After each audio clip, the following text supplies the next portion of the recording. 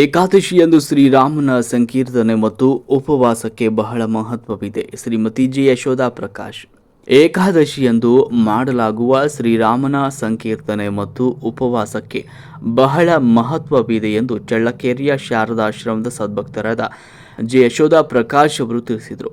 ಶಿವನಗರದ ತಮ್ಮ GVS ನಿವಾಸದಲ್ಲಿ ಈ ಸಂದರ್ಭದಲ್ಲಿ ಏಕಾದಶಿ ಪ್ರಯುಕ್ತ ಆಯೋಜಿಸಲಾಗಿದ್ದ ವಿಶೇಷ ಸತ್ಸಂಗ ಕಾರ್ಯಕ್ರಮದಲ್ಲಿ ಪಾಲ್ಗೊಂಡು ಅವರು ಏಕಾದಶಿಯ ವಿಶೇಷದ ಬಗ್ಗೆ ಉಪನ್ಯಾಸ ನೀಡಿದರು. ಈ ಸತ್ಸಂಗ ಸಭೆಯಲ್ಲಿ ಶಾರದಾಶ್ರಮದ ಸದ್ಭಕ್ತರಿಂದ ಸಾಮೂಹಿಕ ಶ್ರೀದೇವಿ ಸ್ತುತಿ ಪಠಣ, ವಿಶೇಷ ಭಜನೆ ಮತ್ತು ಶಾರದಾ ದೇವಿ ಜೀವನ ಗಂಗಾ ಗ್ರಂಥ ಪಾರಾಯಣ ಕಾರ್ಯಕ್ರಮ ನಡೆಯಿತು. ಒಂದು ಕಾರ್ಯಕ್ರಮದಲ್ಲಿ ಶ್ರೀ ಶಾರದಾಶ್ರಮದ ಸದ್ಭಕ್ತರಾದ ಭಾಗ್ಯಲಕ್ಷ್ಮಿ, ನಾಗರತ್ನ, ರಶ್ಮಿ, ರಮೇಶ್, ಶಾರದಮ್ಮ, ಯತೀಶಂ ಸಿದ್ದಾಪುರ್, ಉಷಾ ಶ್ರೀನಿವಾಸ್, ಸಂಗೀತಾ ವಸಂತಕುಮಾರ್, ಕೃಷ್ಣಬಿರಿ ವೆಂಕಟೇಶ್, ಜಯಮ್ಮ, ಮಾಣಿಕ್ಯ ಸತ್ಯನಾರಾಯಣ್, ದ್ರಾಕ್ಷಾಯಣಿ, ಸೌಮ್ಯ ಪ್ರಸಾದ್, ಗೀತಾ ಲಕ್ಷ್ಮಿ ಉಪಸ್ಥಿತರಿದ್ದರು.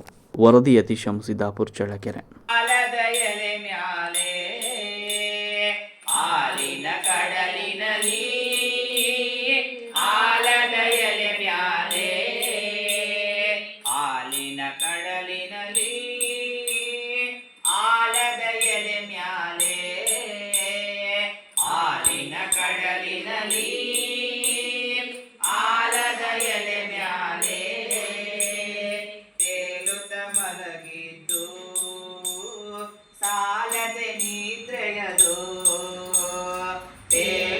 ಮಲಗಿದ್ದು ಸಾಲದೆ ನಿದ್ರೆಯದು, ತೇಲುತ ಮಲಗಿದ್ದು ಸಾಲದೆ ನಿದ್ರೆಯದು, ತೇಲುತ ಮಲಗಿದ್ದು ಸಾಲದೆ ನಿದ್ರೆಯದು.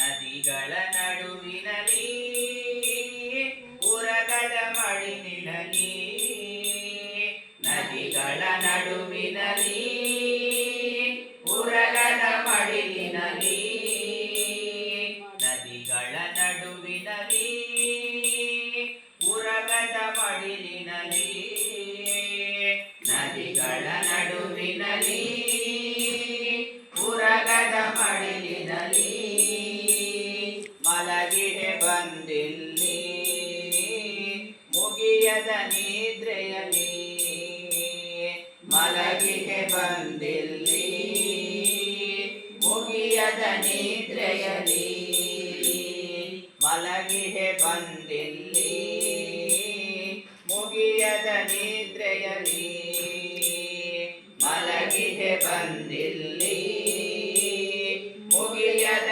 ನಿದ್ರೆಯಲ್ಲಿ. ಎಚ್ಚರವಾಗಯ್ಯ ಕಣ್ಣನು ತೆರೆಯಯ್ಯ,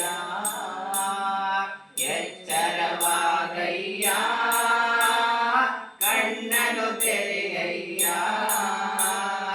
ಎಚ್ಚರವಾಗಯ್ಯ ಕಣ್ಣನು ತೆರೆಯಯ್ಯ, ಎಚ್ಚರವಾಗಯ್ಯ ಕಣ್ಣನು ತೆರೆಯಯ್ಯ. ಎಲ್ಲರೂ ಕಾದಿಹೆವು ಸಲ್ಲದು ನಿದ್ರೆಯದು, ಎಲ್ಲರೂ ಕಾದಿಹೆವು ಸಲ್ಲದು ನಿದ್ರೆಯದು, ಎಲ್ಲರೂ ಕಾದಿಹೆವು ಸಲ್ಲದು ನಿದ್ರೆಯದು, ಎಲ್ಲರೂ ಕಾದಿಹೆವು ಸಲ್ಲದು ನಿದ್ರೆಯದು. ತಿರುಪತಿ ತಿಮ್ಮಪ್ಪ ಕಂಚಿಯ ವರದಪ್ಪ, ತಿರುಪತಿ ತಿಮ್ಮಪ್ಪ ಕಂಚಿಯ ವರದಪ್ಪ, ತಿರುಪತಿ ತಿಮ್ಮಪ್ಪ. ನಾರಾಯಣಿ ನಮೋಸ್ತುತೆ, ಲಕ್ಷ್ಮೀ ಗಚ್ಚೆ ಮಹಾವಿದ್ಯೆ, ಶ್ರದ್ಧೆ ಪುಷ್ಟಿ ಸ್ವದೇ ಧ್ರುವೆ, ಮಹಾರಾತ್ರಿ ಮಹಾಮಾಯೆ ನಾರಾಯಣಿ ನಮೋಸ್ತುತೆ. ವೇದೆ ಸರಸ್ವತಿ ವರೆ ಭೂತಿ ಭಾವ್ರವ್ಯಾಮಸಿ, ನಿಯತೆ ತ್ವಂ ಪ್ರಸೀದೇಶೆ ನಾರಾಯಣಿ ನಮೋಸ್ತುತೆ.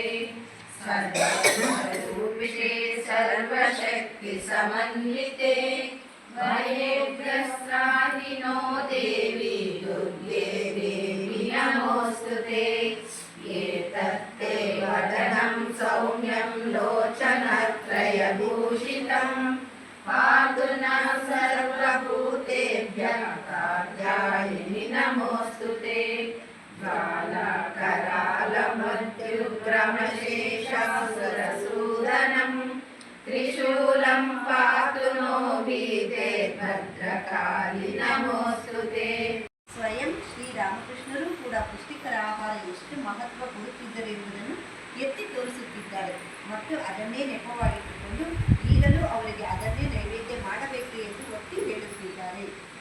ಇದು ನೋಡಿ, ಈಗ ನಾವು ದೇವರಿಗೆ ಏನಾದರೂ ಸಮರ್ಪಣೆ ಮಾಡಬೇಕಂದ್ರೆ ನಮ್ಮ ಮನೆಗಳಿಗೆ ಯಾರಾದರೂ ಅತಿಥಿ ಬಂದಿರ್ತಾರೆ, ಬಹಳ ಆತ್ಮೀಯರಾದವರು ಅಂಥವ್ರಿಗೆ ಅಂಥ ನಿಂತ ಕೊಡಲ್ಲ, ಒಳ್ಳೆಯದೇ ಬೇಕು ಅಂತ ಅನ್ಸ್ಕೊಳ್ತೀವಿ. ಹಂಗಾಗಿ ನಾವು ದೇವರಿಗೆ ಕೊಡಬೇಕಾದ್ರೆ ಒಳ್ಳೆಯದೇ ಕೊಡಬೇಕಂತೆ. ಈಗ ನಮ್ಮ ಮನೆಗಳಿಗೆ ಏನು ಮಾಡ್ತೀವಿ, ಸ್ವಲ್ಪ ಬೆಳೆದಾದ್ರೆ ದೇವ್ರ ದಿಕ್ಕಕ್ಕೆ ಹಾಕಿಬಿಟ್ಟು ಊಟ ಮಾಡೋದು ಬೇಡ, ದೇವ್ರ ದಿಕ್ಕಕ್ಕೆ ಹಾಕ್ಬೋದು. ದೇವ್ರು ಎಂತ ತಿನ್ಬೋದು, ಅದು ನಾವಂತ ತಿನ್ಬಾರ್ದು. ಹಣ್ಣು ಡೆಕೋರೇಷನ್ ಹಸಿ ಕೊಡುವುದು ನಾವು ತಿನ್ನಲ್ಲ, ಅದಕ್ಕೆ ತೆಗೆದು ಹಂಗೇನು ಮಾಡಬಾರ್ದು ಅಂತ. ಈಗ ನಾವು ಬೇರೆಯವ್ರನ್ನ ತಗೊಂಡು ನಡೆಸಬೇಕಾದ್ರೆ ಅದಕ್ಕೆ ಒಳ್ಳೆಯದನ್ನೇ ಒಳ್ಳೆಯ ಆಹಾರನೇ ಕೊಡಬೇಕು, ಒಳ್ಳೆಯದೇ ಕೊಡಬೇಕು. ನಮ್ಮ ಆತ್ಮೀಯ ಭಕ್ತರಿಗೆ ಅತಿಥಿಗಳಿಗೆ ನಾವು ಎಷ್ಟು ಉಪಚಾರ ಮಾಡ್ತೀವೋ ಇನ್ನೂ ಚೆನ್ನಾಗಿ ಉಪಚಾರ ಮಾಡಬೇಕು. ನಾವೆಂತ ಬೇಕಾದ್ರೂ ತಿನ್ಬೋದು, ಅತಿಥಿಗಳಿಗೆ ಏನು ಮಾಡಬಾರ್ದು, ಮತ್ತು ದೇವ್ರಿಗೂ ಆ ಥರ ಮಾಡಬಾರ್ದು. ಅದು ಭಾದ್ರಪದ ಮಾಸ. ಈ ಕಾಲದಲ್ಲಿ ಹೊರಟವರು ಹೊರ ಊರಲ್ಲಿ ಬಹಳನ್ನೇ ಇರಬಾರದು ಎಂಬುದು ಸಂಪ್ರದಾಯ. ಆದ್ದರಿಂದ ಶ್ರೀಮಾತೆಯ ಹೊಸ ಮನೆಯಲ್ಲಿ 15 ದಿನ ಮಾತೆಯಲ್ಲಿ ಜಯರಾಮ್ ಭಟ್ಟಿಗೆ ಹಿಂತಿರುಗಿದರು. ನೋಡಿದ್ರೆ ಆಗಿನ ಕಾಲದಲ್ಲಿ ಈ ಕಾಲದಲ್ಲಿ ಯಾವಾಗಲೂ ಬಿಟ್ಟಿಲ್ಲ. ಸಂಪ್ರದಾಯಗಳು ಏನೇನಿರ್ತವೋ ಅದನ್ನ ಯಾವುದೂ ಬರಲಿಲ್ಲ. ಭಾದ್ರಪದ ಮಾಸಕ್ಕೆ ಎಲ್ಲೇನ ಹೊರಗೆ ಹೋದ್ರು ಬಳಗಬೇಕು ಭಾದ್ರಪದ ಮಾಸದಲ್ಲಿ ನಾವು ಮನೆಯಿಂದ ಹೊರಗಡೆ ಎಲ್ಲಾದ್ರೂ ಹೋಗಿರ್ತೀವಿ, ಬೇರೆ ಊರಿಗೆ, ಅಲ್ಲಿ ಭಾಳ ದಿನ ಇರಬಾರ್ದು. ಒಂದು ದಿನ 2 ದಿನ ಅಲ್ಲಿ ಇಷ್ಟು ಮಾತ್ರ 15 ದಿನ ಇದ್ದು ಆ ಹೊಸ ಮನೆಯಲ್ಲಿ ಮತ್ತೆ ವಾಪಸ್ ಹೋಗ್ತಾರೆ. ಈಗ ಕಾರ್ತಿಕ ಮಾಸ, ದೇವಿ ಜಗದ್ದಾತ್ರಿ ಪೂಜೆ ಸಮೀಪಿಸುತ್ತಿದೆ. ನಾವು ಹಿಂದೆ ನೋಡಿರುವಂತೆ ಶ್ರೀಮಾತೆಯವರ ಮನೆಯಲ್ಲಿ ಜಗದ್ದಾತ್ರಿ ಪೂಜೆ ಎಂದರೆ ಅದೊಂದು ದೊಡ್ಡ ಉತ್ಸವ. ಅದಕ್ಕೆ ಸಿದ್ಧತೆಯೂ ಬಹಳ. ಪೂಜಾ ಸಮಯದಲ್ಲಂತೂ ಕೆಲಸ ಕಾರ್ಯಗಳಿಗೆ ಬಹಳ ಜನ ಬೇಕಾಗುತ್ತಿತ್ತು.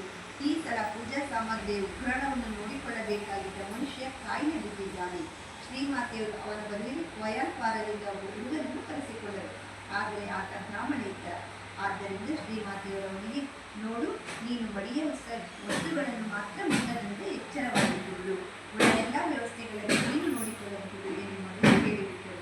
ಶ್ರೀಮಾತೆ ತವರು ಮನೆಯಲ್ಲಿ ಜಗದ್ದಾತ್ರಿ ಪೂಜೆ ಮಾಡ್ತಾ ಇದ್ರು. ಅವರ ಅಮ್ಮ ಇದ್ದ ಕಾಲದಲ್ಲಿ ಜಗದ್ದಾತ್ರಿ ಪೂಜೆ ನಡೆಸ್ಕೊಂತ ಬಂದಿದ್ರು. ಅವರ ಹರಿಕೊಂಡು ವಿವೇಕರಿಗೆ ನನ್ನ ಭಕ್ತಿಪೂರ್ವಕ ಪ್ರಣಾಮಗಳು. ಪೂಜೆ ಮಾತಾಜಿಯವರಿಗೆ ನನ್ನ ಭಕ್ತಿಪೂರ್ವಕ ಪ್ರಣಾಮಗಳು.